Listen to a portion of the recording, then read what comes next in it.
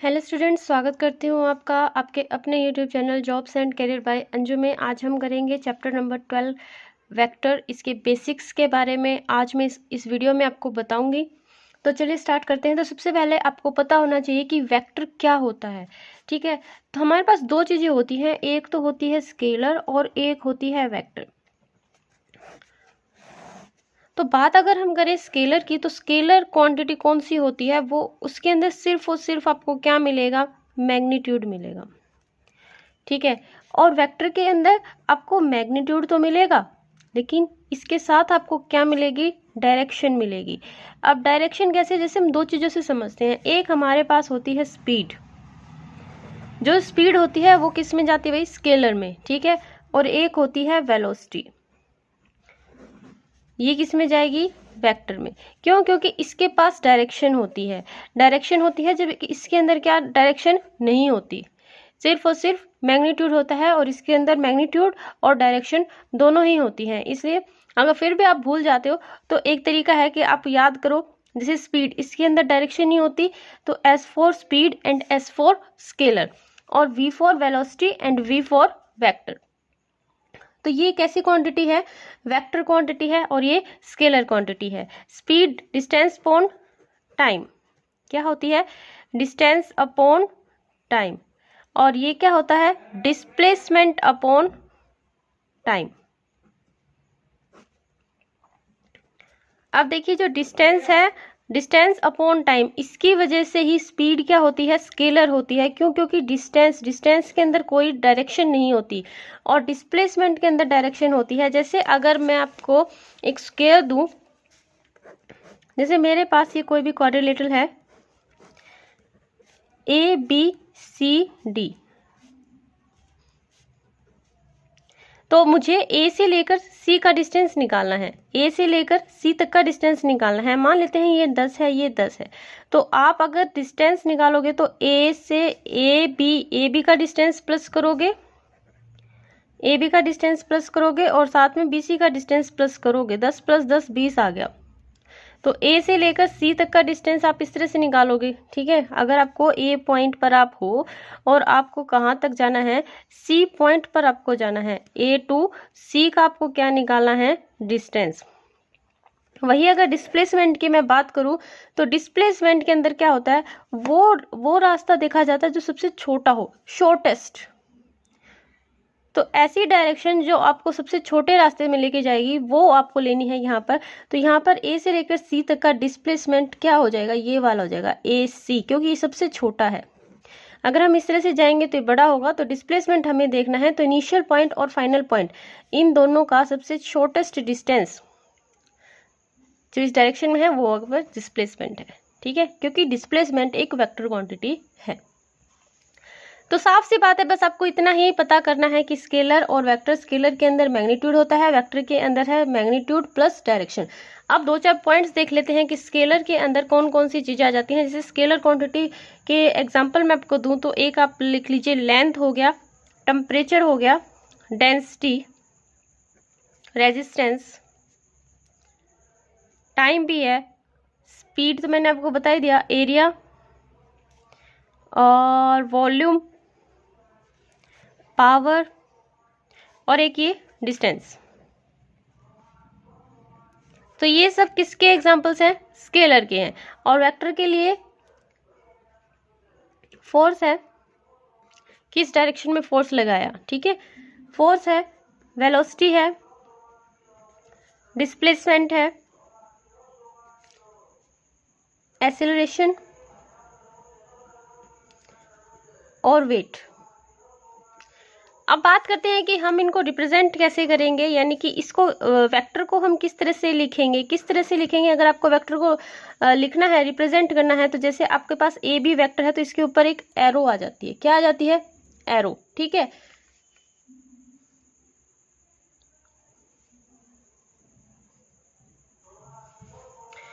तो ये हमने रिप्रेजेंटेशन मैंने आपको बताई है कि इसको हमें कैसे रिप्रेजेंट करना है। मेन आपके पास क्या होनी चाहिए, ऊपर एरो, जो डायरेक्शन को भी डिनोट करती है, और ये हमें बताती है कि ये एक वेक्टर क्वांटिटी है। इसके बाद दूसरी चीज आती है इसके अंदर, मैग्नीट्यूड। मैग्नीट्यूड को कैसे आप रिप्रेजेंट करोगे, तो मैग्नीट्यूड को कैसे लिखा जाएगा, मॉडुलस में। ठीक है, जैसे आपको इसी का मैग्नीट्यूड निकालना है तो इसको आप ए बी वेक्टर का मॉडुलस लिखोगे इस तरह से, ठीक है।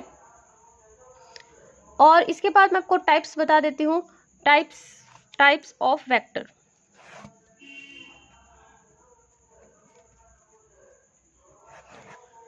मैं कोशिश कर रही हूँ कि जल्दी से जल्दी मैं आपको बेसिक्स कंप्लीट करा दूँ ताकि हम एक्सरसाइज जल्दी शुरू कर सके, ठीक है। टाइप्स ऑफ वेक्टर क्या है? नल वेक्टर होता है एक, इसको हम जीरो वेक्टर भी कह सकते हैं। अब देखिए इसके नाम से आपको पता चल रहा है नल वेक्टर या जीरो वेक्टर। नल का मतलब भी कुछ नहीं और जीरो का मतलब जीरो। तो इस ऐसे वेक्टर जो जीरो होते हैं वो क्या कहलाते हैं? नल वेक्टर्स कहलाते हैं, जो जिनका मैग्नीट्यूड है, मैग्नीट्यूड एक्चुअल में लेंथ लगा लीजिए आप, जैसे ए बी की जो लेंथ है उसी को हम मैग्नीट्यूड कहेंगे, ठीक है। तो वो मैग्नीट्यूड क्या है इसकी? जीरो। तो ये नल वेक्टर हो गया। इसके बाद यूनिट वेक्टर आता है। यूनिट वेक्टर, यूनिट का मतलब होता है वन। वन इसका मतलब जिसकी मैग्नीट्यूड क्या होगा? वन, वो क्या होगा? Unit vector. इसके लिए एक अलग से रिप्रेजेंटेशन भी आती है कि अगर कोई भी यूनिट वेक्टर है तो उसको आप एक कैप से डिनोट कर सकते हैं। किससे डिनोट कर सकते हैं? एक कैप से। अगर ऐसा है तो वो कौन है? यूनिट वेक्टर है, ठीक है। इसके बाद आता है इक्वल वेक्टर्स। इक्वल वेक्टर्स कौन से होते हैं? इक्वल का मतलब बराबर, और बराबर कहाँ कहाँ होने चाहिए? बराबर यानी कि एक तो उनकी सेम लेंथ होनी चाहिए। क्या होनी चाहिए? तभी तो बराबर होंगे ना, लंबाई बराबर तो वो बराबर। दूसरा, उनको वो दोनों पैरेलल होने चाहिए आपस में, ठीक है। क्या होने चाहिए? पैरेलल होने चाहिए। और तीसरा, उनकी जो डायरेक्शन है वो क्या होनी चाहिए? सेम डायरेक्शन होनी चाहिए। यानी कि अगर एक इस तरह से जा रहा है तो दूसरा भी इसी तरह से जा रहा हो, तो ये होती है सेम डायरेक्शन। अब डायरेक्शन, क्योंकि हम वेक्टर पढ़ रहे हैं तो डायरेक्शन तो इसके अंदर आएगा ही, और इक्वल वेक्टर है तो सेम लेंथ, दोनों आपस में ये जो गैप है इनका ये पैरेलल होना चाहिए और डायरेक्शन इनकी सेम होनी चाहिए।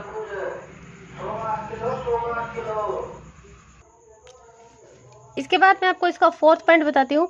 फोर्थ में मैंने आपको तीन तरह के वेक्टर बता दिए, नल वेक्टर बता दिया, जीरो वेक्टर बता दिया, यूनिट वेक्टर बता दिया और इक्वल वेक्टर। नल और जीरो तो एक ही हो गया ना। तो फोर्थ हम देखते हैं को इनिशियल वेक्टर। अब देखिए को इनिशियल, इसके नाम से ही पता चल रहा है जिसका इनिशियल पॉइंट सेम हो, जिसका इनिशियल पॉइंट क्या हो? सेम। तो वो वेक्टर्स क्या कहलाते हैं? को इनिशियल वेक्टर। जैसे एक इनिशियल पॉइंट ये हो गया और इसी से दो आपके वेक्टर निकल रहे हैं, यहाँ पर हम ए लगा देते हैं, यहाँ पर बी लगा देते हैं, ठीक है। ये ओ हो गया, तो ओ ए और ओ बी दोनों क्या है? को इनिशियल वेक्टर, क्योंकि दोनों का इनिशियल पॉइंट क्या है? ओ है, ठीक है। इसके बाद फिफ्थ पर आता है लाइक एंड अनलाइक वेक्टर। कौन कौन से? Like and unlike vector.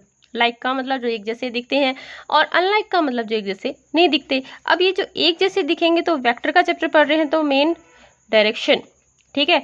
यानी कि जिसकी क्या होगी भाई? सेम डायरेक्शन, दोनों की क्या होगी? सेम डायरेक्शन, वो कौन से होंगे? लाइक वेक्टर होंगे।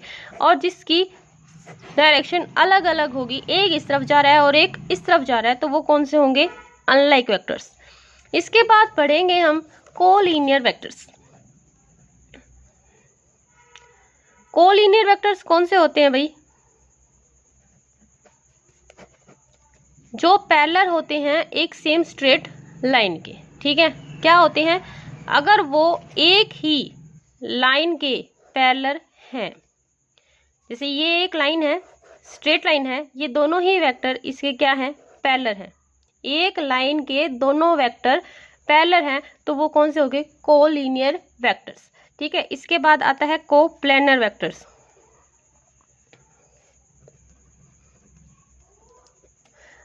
प्लेनर, प्लेनर का मतलब प्लेन, ठीक है। प्लेन, वो वाला प्लेन नहीं, जैसे ये उड़ने वाला प्लेन नहीं कह रही हूं मैं। ये जो प्लेन्स नहीं होते हैं, ये चार तरह का प्लेन, चार तरह के प्लेन्स होते हैं।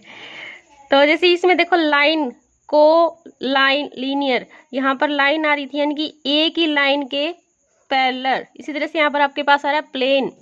तो इसका मतलब अगर कोई भी दो वेक्टर एक ही प्लेन में हो, इन द सेम प्लेन, ठीक है। इसके बाद आता है पोजीशन वेक्टर्स। दोनों की पोजीशंस कैसी हो भाई? सेम हो।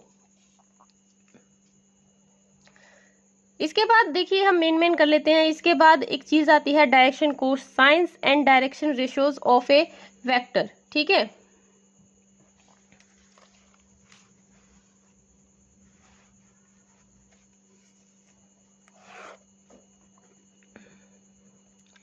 तो सबसे पहले हम डायरेक्शन कोसाइंस के बारे में पढ़ेंगे। जैसे मैंने यहाँ एक्सिस बना दी है, ये मैंने एक्स एक्सिस ले ली है, ये मैंने वाई एक्सिस ले ली है, एक्स एक्सिस की जैसे लग रही थी, ये मैंने जेड ले ली है। ठीक है, और वेक्टर तो लेना पड़ेगा ना, इसके बिना पता कैसे चलेगा हमें। ठीक है, तो मैं यहाँ पर कोई वेक्टर ले लेती हूँ, इसका नाम हम रख देते हैं P, यहाँ पर तो O होता ही है। अच्छा, अब ये भाई एक्स से कितनी दूरी पर है, A पर है, वाई से मान लेते हैं कितनी दूरी पर है, B पर है, जेड से मान लेते हैं C पर है। देखिए आप इसको 3D करके थोड़ा सा इमेजिन कीजिए।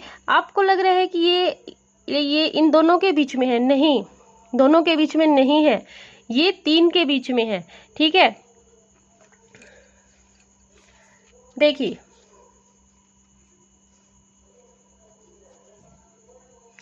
जैसे ये वाई एक्सिस है, ये एक्स एक्सिस है, और ये वाला क्या है, आप अपने हाथ पे रख के देखना, हाथ ऐसे बनाकर देखना तो आपको सीधा दिखेगा, वीडियो में सीधा नहीं है। जैसे ये क्या है, जेड एक्सिस है, तो जो पॉइंट है P वो यहाँ कहीं है बीच में। ये सारा क्या है, 3D है। 3D में जैसे पिक्चर्स वगैरह देखते हो ना आप, तो 3D में मैं आपको बता रही हूँ कि वो जो पॉइंट है ना वो यहाँ कहीं है, तो यहाँ कहीं पॉइंट है, यहाँ पर बीच में, तो वो इससे इतनी दूरी पर है, इससे इतनी दूरी पर है, और इससे इतनी दूरी पर है। ठीक है, अगर यहाँ पर है तो एंगल और बनाएगा वो, तो एंगल हम लगा लेते हैं। यहाँ पर हमने मान लिया ये अल्फा है, ये इससे ये बीटा पर है, और इससे इस एक्सिस से ये गामा पर है। ठीक है, तो डायरेक्शन कोसाइंस तो हम यहाँ पर L ले लेते हैं कोस अल्फा, M ले लेते हैं कोस बीटा, और N ले लेते हैं कोस गामा। ठीक है,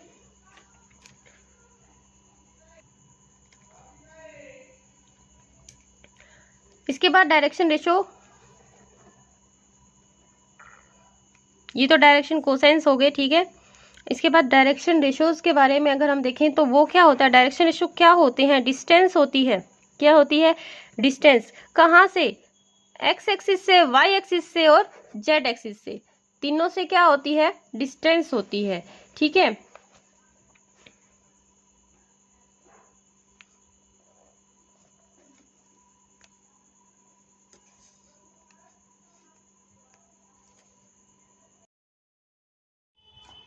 तो मैंने आपको डायरेक्शन रेशियोज के बारे में बताया था, यानी कि ए बी सी, जो ए है वो डिस्टेंस है फ्रॉम एक्स एक्सिस, जो बी है वो डिस्टेंस है फ्रॉम वाई एक्सिस, और जो सी है वो डिस्टेंस है जेड एक्सिस। अब बात करते हैं डायरेक्शन रेशियोज और डायरेक्शन कोसाइंस के बीच में क्या रिलेशन होता है। तो अगर ये डायरेक्शन रेशियो है, यानी कि ए बी और सी अगर डायरेक्शन रेशियोज हैं, तो आपके पास एक चीज आती है, एक रिलेशन आता है कि L upon A is equal to M upon B is equal to N upon C होगा।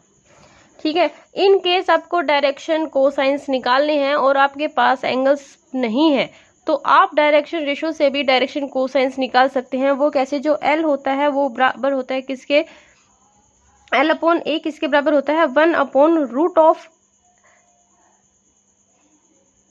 ए square plus B square plus C square.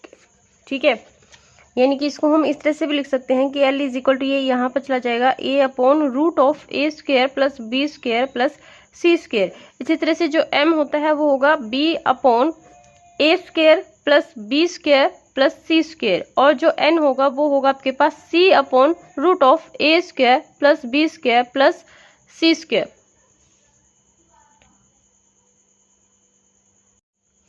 इसके बाद हम पढ़ेंगे ट्रायंगल लॉ ऑफ एडिशन के बारे में। तो ट्रायंगल लॉ ऑफ एडिशन क्या है, मान लीजिए हमारे पास कोई भी दो वेक्टर हैं, एक वेक्टर मैं मान लेती हूँ A है, और एक वेक्टर हमने ले लिया B है।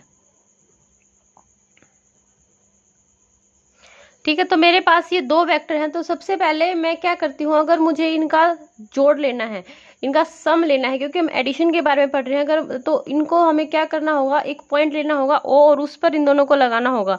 किस तरह से, इस तरह से देखिए जैसे एक ट्रायंगल सी बन जाए, ये ओ हो गया तो ये ओ ए हो गया, ये पॉइंट बी हो गया हमारे पास। ये वाला वेक्टर ए है और ये वाला वेक्टर बी है, ये इस तरफ जा रहा है और ये इस तरफ जा रहा है, ठीक है। तो हमें क्या निकालना है यहाँ से, इनका जो जोड़ है वो क्या होगा हमारे पास, ओ बी होगा। आपको ये याद रखना है कि अगर आप इनका सम निकाल रहे हैं तो आपको इसी तरह से इनको ड्रॉ करना है कि जो इसका टर्मिनल पॉइंट है, जो ए का टर्मिनल यानी कि जो एंडिंग पॉइंट है, जो ए वेक्टर का एंडिंग पॉइंट है वो बी वेक्टर का इनिशियल पॉइंट बने। ओके, दोबारा रिपीट कर देती हूँ, जो ए वेक्टर का एंडिंग पॉइंट है, यहाँ पर जहां पर ये खत्म हो रहा है वहां से बी वेक्टर की शुरुआत होनी चाहिए। तो इसके बाद जो सम होगा आपके पास वो क्या आ जाएगा, ओ बी, वो किसके बराबर आएगा, ओ ए प्लस ओ बी के, यानी कि जो जोड़ है इनका आ जाएगा ए प्लस बी के बराबर।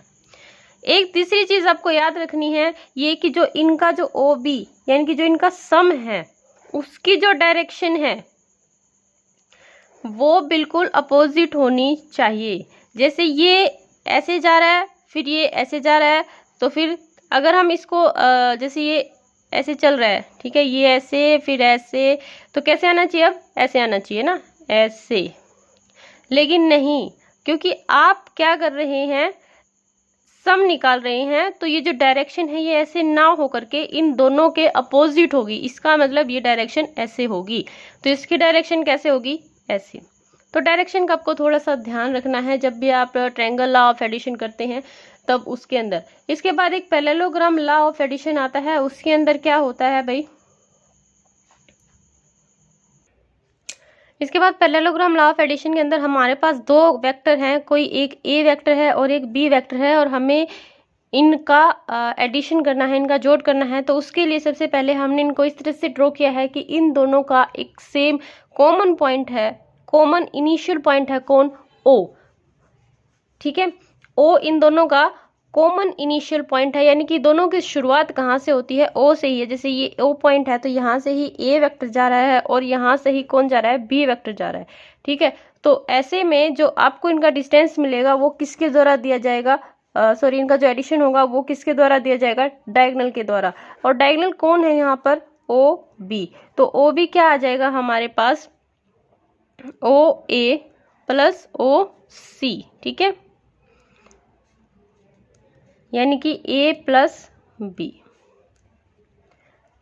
तो ये आपके पास पैरेललोग्राम लॉ ऑफ एडिशन है। और एक चीज आपको याद रखनी है कि ये चाहे पैरेललोग्राम लॉ ऑफ एडिशन है और वो ट्रायंगल लॉ ऑफ एडिशन है, लेकिन अगर आप ध्यान से देखेंगे तो दोनों को क्योंकि पैरेललोग्राम की एक प्रॉपर्टी लगाकर देखेंगे कि इसकी जो आमने सामने की जो अपोजिट साइड्स हैं वो दोनों बराबर होती हैं, तो उसके हिसाब से देखा जाए तो दोनों ही लॉ क्या होते हैं, सेम होते हैं। दोनों ही लॉ क्या होते हैं, सेम होते हैं।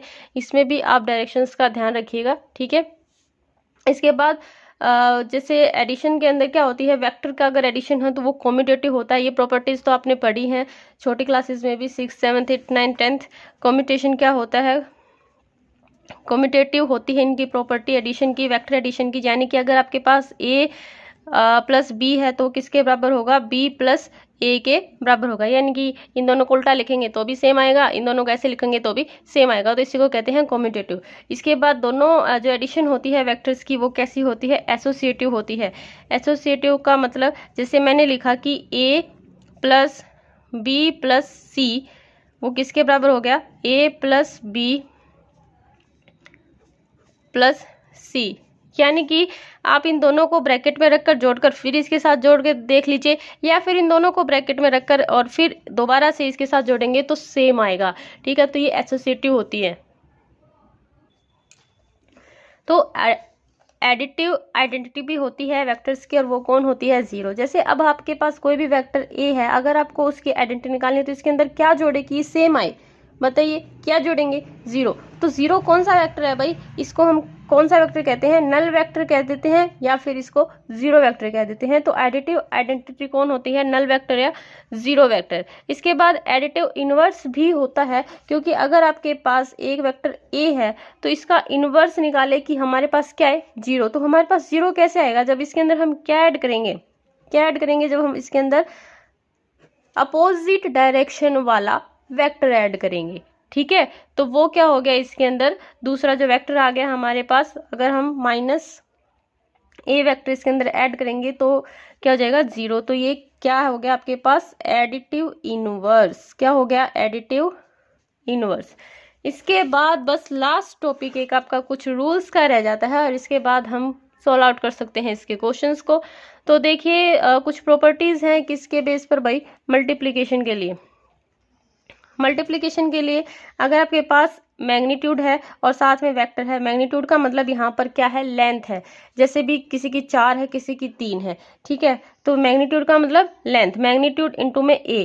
और m यहाँ पर एक स्केलर क्वांटिटी को भी दर्शाता है। किसको दर्शाता है, स्केलर। स्केलर ये 4, 3 और 4 जो है ना, ये स्केलर के अंदर ही आती है। ठीक है, तो ये किसके बराबर हो सकता है, इस तरह से भी आप आगे भी लिख सकते हैं, मल्टीप्लाई में आप पीछे भी लिख सकते हैं, दोनों बात बराबर है। ठीक है, जिसका जो मन करे वैसा कीजिए। इसके बाद यहाँ पर अगर आप इसको 1 से मल्टीप्लाई करेंगे किसी भी वेक्टर को तो वो सेम ही आएगा, इतना तो आपको भी पता होगा।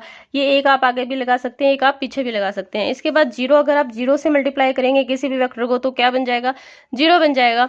इसके बाद अगर आपके पास एक मैग्नीट्यूड यानी कि एक स्केलर क्वांटिटी बाहर है और एक अंदर है, जैसे मैं मान लूँ ये 4 × 3 × a वेक्टर है, तो इसकी मल्टीप्लाई आप कर सकते हैं, ये हो जाएगा 12। ये उल्टा भी हो सकता है, जैसे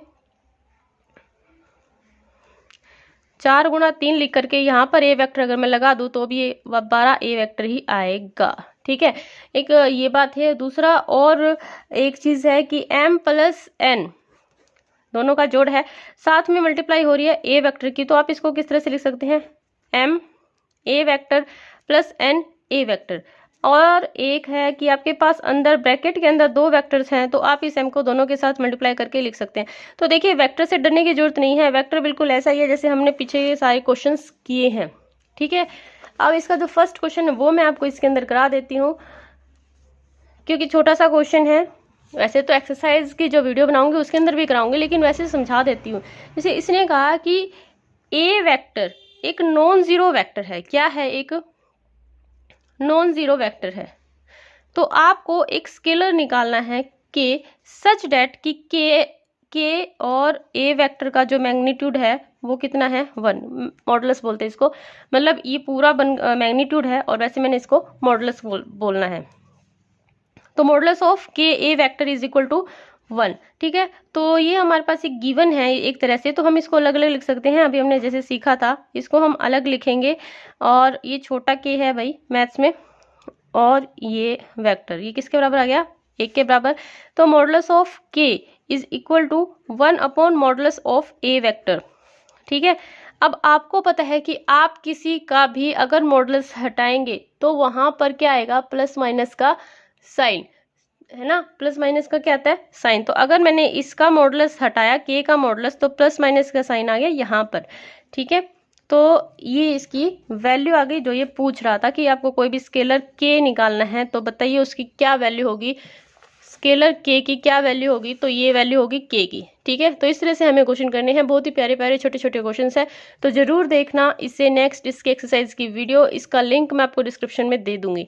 ठीक है, thanks for watching jobs and career bye Anju. और अगर आपको वीडियोज अच्छी लगती है और आप चाहते हैं कि मैं बहुत सारी वीडियोज बनाऊँ, तो चैनल को सब्सक्राइब कीजिए और शेयर कीजिए और कमेंट करके बताइए कि आपको कहाँ कहाँ डाउट्स है।